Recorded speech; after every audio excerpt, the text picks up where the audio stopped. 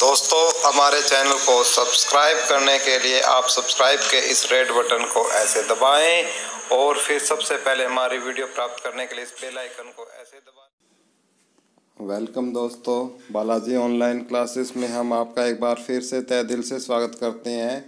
तो दोस्तों, आज हम कुछ बेहद इम्पोर्टेंट क्वेश्चंस जीके के न के कहकर यदि हम साइंस जीके के बारे में बोलें तो उसके कुछ क्वेश्चंस हमने साइंस के क्वेश्चनों को इस बार टारगेट किया है। और जो ये क्वेश्चंस हैं कहीं ना कहीं 2 या 3 बार या 1 बार आए हुए हैं किसी भी कंपटीशंस एग्ज़ाम में, चाहे हम उसकी रेस की बात करें, यूपीपीएससी की बात करें, यूकेपीएससी की बात करें या एससीएस की बात करें, तो कहीं भी किसी भी कंपटीशंस एग्ज़ाम में ये जो क्वेश्चंस हैं ये कई बार रिपीट भी हुए हैं डिफरेंट एग्ज़ाम में। तो उन्हीं का एक सार संग्रह हम लेके आए हैं आपके लिए, जो सभी कंपटीशन एग्ज़ाम में आपके लिए बिल्कुल मील का पत्थर साबित होंगे। और दोस्तों, हम वीडियो को अंत तक ज़रूर देखें, क्योंकि आप वीडियो को अंत तक नहीं देखते हो, क्योंकि हम कम महत्वपूर्ण से होते हुए मोस्ट इम्पॉर्टेंट क्वेश्चंस की तरफ हम मूव करेंगे। और ये इतने महत्वपूर्ण क्वेश्चन हैं कि आगे आने वाले समय में हो सकता है किसी कंपटीशन एग्ज़ाम में ज्यों के त्यों आपको दिखाई दे। तो दोस्तों, हम शुरू करते हैं अपना कारवां, लेकिन उससे पहले आपसे एक रिक्वेस्ट है कि प्लीज़ जो हमारे चैनल में पहली बार आए हैं वो प्लीज़ हमारे चैनल को सब्सक्राइब पहले कर लें। ओके दोस्तों, बहुत ही अच्छी वीडियो मैं आपके लिए लेकर आया हूँ। पहला क्वेश्चन है कि वर्षा या पानी की बूंद की गोलाकार आकृति का क्या कारण है। कि जो मैं आपको थोड़ा सा एक्सप्लेन भी करता चलूँगा कि गोलाकार जो आकृति है वर्षा की या पानी की जो बूंद है कि वो गोल क्यों होती है, उसका कारण क्या है, उसको हम बोलते हैं पृष्ठ तनाव। इंग्लिश में इसको बोला जाता है सरफेस टेंशन। सरफेस टेंशन बोला जाता है। सरफेस टेंशन होता है कि कितने पर्टिकुलर लेंथ पे या कितने एरिए पे या किस लेंथ पे कि आपका जो फोर्स है वो अप्लाई हो रहा है, उसको हम सरफेस टेंशन्स बोलेंगे।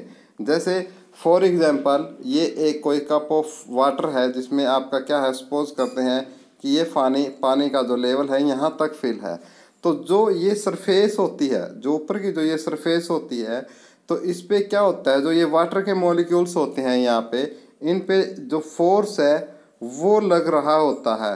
तो इसको जिसकी वजह से ये सरफेस क्या है, थोड़ी सी बिल्कुल टाइट सी हो जाती है। इसलिए इसको क्या है, बिल्कुल टाइट होने की वजह से इसको नाम दिया गया है सरफेस टेंशन।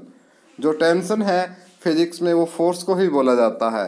तो इसलिए और हमेशा जो एक और ख़ास बात है कि सरफेस टेंशन मिलेगी कहाँ पे, जो ये अपर सरफेस होगा लिक्विड का और लिक्विड में होती है सिर्फ सरफेस टेंशन। ये भी आप इम्पोर्टेंट पॉइंट है, याद रखोगे, ठीक है।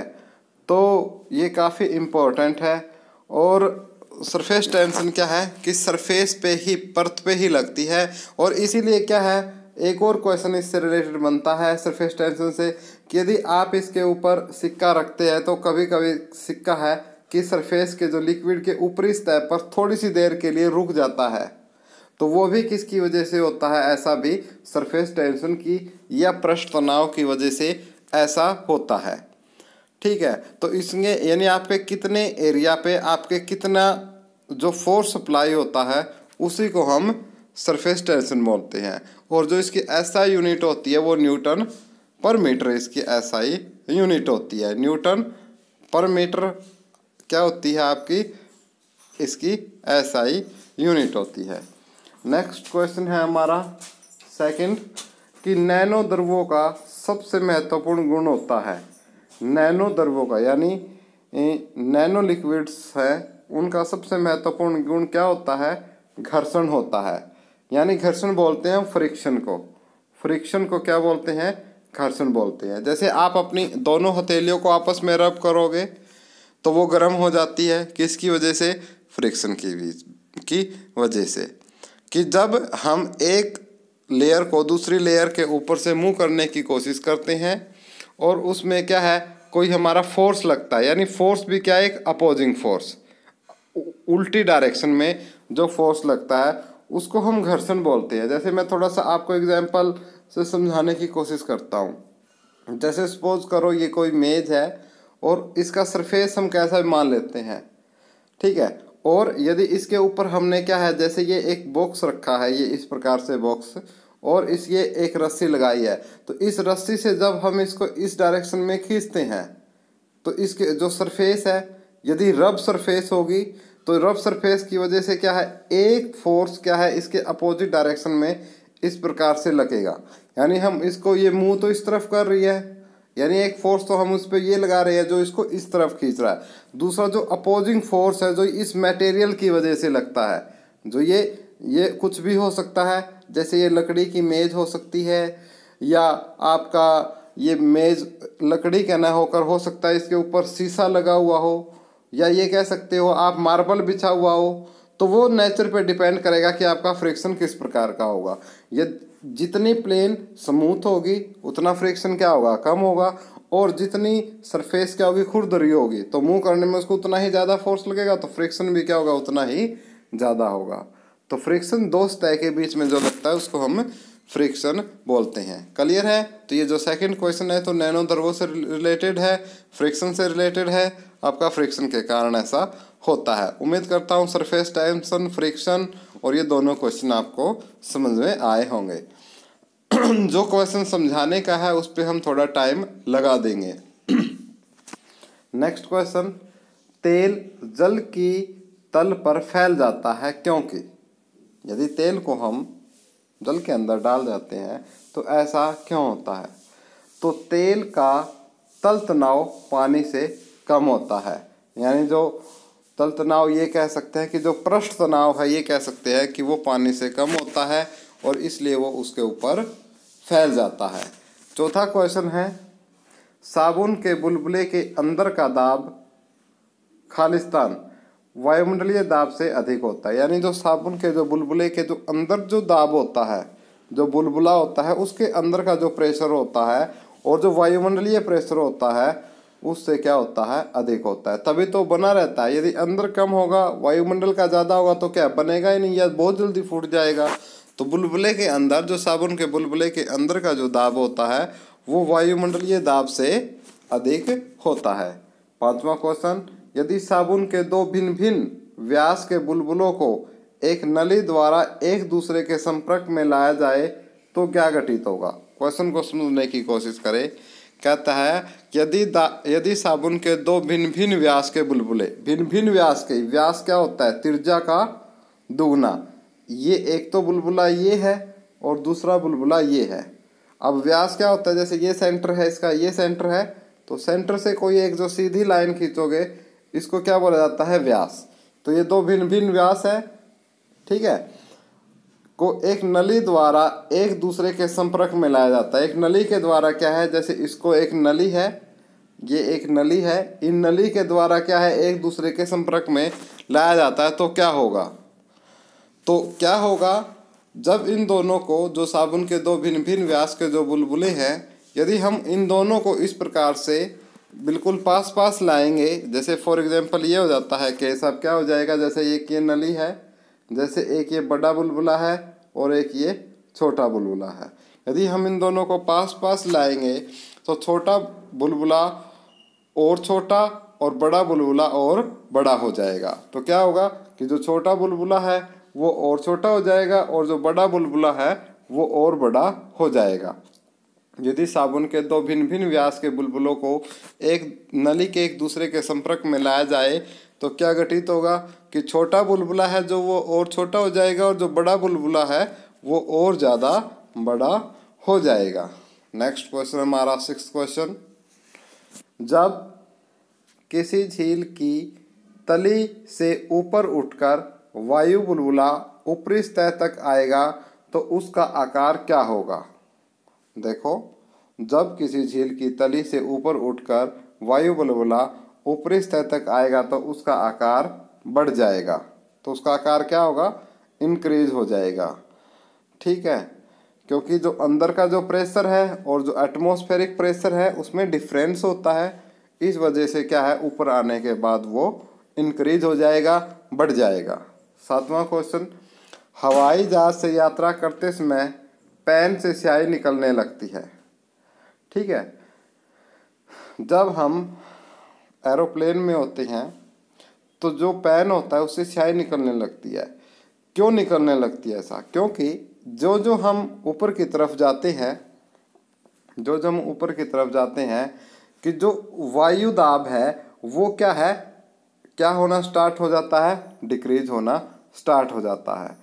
अब जब जिस प्रेशर से किसी पेन के अंदर जो स्याही फिल की गई है, लेकिन उस अंदर जो प्रेशर है वो जो ऊपर जाने के बाद प्रेशर है उससे ज़्यादा हो जाता है, तो इसलिए जो पेन के अंदर जो स्याही है वो क्या है? बाहर निकलनी स्टार्ट हो जाती है, जिसका एक्चुअल कारण है। तो इसका जो आंसर है कि जब हम हवाई जहाज से यात्रा कर रहे होते हैं तो उस समय पेन से स्याही निकलने लग जाती है। उसका कारण है वायु दाब में कमी के कारण। और ठीक है भाई, क्लियर है। 8वां क्वेश्चन है हमारा कि ऑटोमोबाइल्स के हाइड्रोलिक ब्रेक्स के कार्य का सिद्धांत क्या है? तो ऑटो ब्रेक्स के हाइड्रोलिक्स ब्रेक के कार्य करने का सिद्धांत है, इसको बोलते हैं पास्कल्स लॉ। इसको क्या बोलते हैं? पास्कल्स लॉ बोलते हैं। तो जो ऑटोमोबाइल के हाइड्रोलिक ब्रेक के कार्य करने का सिद्धांत आपका पास्कल का सिद्धांत या पास्कल का नियम या law of pascal, law of pascal बोला जाता है। क्लियर है? तो जो ऑटोमोबाइल्स के अंदर हाइड्रोलिक्स ब्रेक्स है वो किस नियम पे करते हैं? पास्कल नियम पे।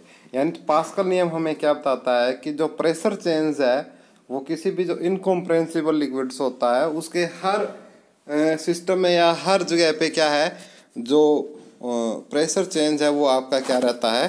कांस्टेंट रहता है, हर जगह पर कांस्टेंट। तो इसलिए जो ऑटोमोबाइल के हाइड्रोलिक ब्रेक्स है तो वो जो कांस्टेंट प्रेशर है वो जो हमारे लास्ट में जो टायर्स होते हैं उनके ऊपर जो व्हील्स लगाया जाता है जिसके ऊपर ब्रेक्स हमारे काम करते हैं, तो इसीलिए यदि उसमें प्रेशर कम ज़्यादा हो तो हो सकता है हम अप्लाई कर रहे हो तो ज़्यादा प्रेशर भी हो जाए, तो लेकिन नहीं, ऐसा नहीं होने। पास्कल्स लॉ क्या बताता है कि कोई भी जो लिक्विड है तो वो इनकम्प्रेसिबल लिक्विड के अंदर जो उसका जो प्रेशर्स है वो आपका जो प्रेशर चेंज है वो सेम रहता है। इसलिए जो ऑटोमोबाइल्स के अंदर जो हाइड्रोलिक्स ब्रेक्स है वो आपका पास्कल नियम पर काम करते हैं। नेक्स्ट क्वेश्चन है हमारा 9th क्वेश्चन है, यदि एक केस नली में जल की अपेक्षा एक तरल अधिक ऊंचाई तक चढ़ता है तो इसका कारण है। कहता है कि यदि एक केस नली में जल की अपेक्षा एक तरल अधिक ऊंचाई तक चढ़ता है तो इसका कारण है तरल का पृष्ठ तनाव जल की अपेक्षा ज़्यादा है। जो तरल होता है आपका, जो लिक्विड्स होता है आपका, तो फ्लूइड्स तरल बोल सकते हैं फ्लूइड को। जो फ्लूइड होता है आपका, जो उसका जो पृष्ठ तनाव है यानी जो सरफेस टेंशन्स है वो जल की अपेक्षा अधिक होता है, तभी क्या है वो ज़्यादा ऊंचाई तक चढ़ता है। तो यदि एक केस नली में जल की अपेक्षा एक तरल अधिक ऊंचाई तक चढ़ता है तो इसका कारण तरल का पृष्ठ तनाव जल की अपेक्षा अधिक होना है। नेक्स्ट क्वेश्चन है हमारा 10वां कि बैरोमीटर पाठ्यांक में अचानक गिरावट हो जाने से कौन सी एक मौसम दशा इंगित करती है? बहुत ही इंपॉर्टेंट क्वेश्चन है कि बैरोमीटर पाठ्यांक, जो बैरोमीटर है किसको मापने में काम आता है? इंपॉर्टेंट क्वेश्चन है। इस क्वेश्चन का आंसर आप मुझे कमेंट बॉक्स में कमेंट करोगे कि जो बैरोमीटर है उससे क्या मापा जाता है। एक इम्पोर्टेंट क्वेश्चन यहाँ से भी जनरेट होता है, उसके बाद हम हमारे क्वेश्चन पर डिस्कस करेंगे। इसका आंसर बैरोमीटर क्या काम आता है, इसका आंसर आपने हमें क्या कमेंट बॉक्स में कमेंट करके बताना है, ताकि हमें भी ये पता रहेगी कि आप कितने एक्टिव है।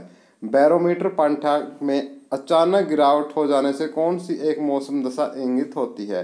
तो है तूफानी मौसम। यदि अचानक कोई गिरावट आ जाती है तो किसका इंगित, किसकी ओर इशारा करता है? तूफानी मौसम। यदि यही क्वेश्चन इस प्रकार से आ जाए कि बैरोमीटर के अंदर अचानक गिरावट, इसकी जगह आ जाए कि यदि धीरे धीरे गिरावट ना होकर क्या है धीरे धीरे इंक्रीज आना स्टार्ट आ जाए, धीरे धीरे बिल्कुल प्यार से, तो प्यार होगा तो क्या होगा? सब कुछ ठीक होगा। तो इसका मतलब क्या है? मौसम क्या होगा? साफ होगा। तो दोस्तों इसी प्रकार आप हमारे चैनल के प्रति भी प्यार बनाए रखिए और अपना प्यार दिखाते हुए इस वीडियो के लाइक के बटन पर बिल्कुल प्यार से जो अपना अंगूठा है वो दबा दीजिए और हमारे इस वीडियो को लाइक कीजिए। और वहीं पर शेयर का बटन होगा, तो आप वीडियो को सोशल साइट फेसबुक, ट्विटर या किसी भी सोशल साइट पर भी शेयर करने का कष्ट करें। और जो हमारे चैनल पर पहली बार आए हैं वो प्लीज़ हमारे चैनल को सब्सक्राइब कर लें। धन्यवाद दोस्तों, हैव ए नाइस डे।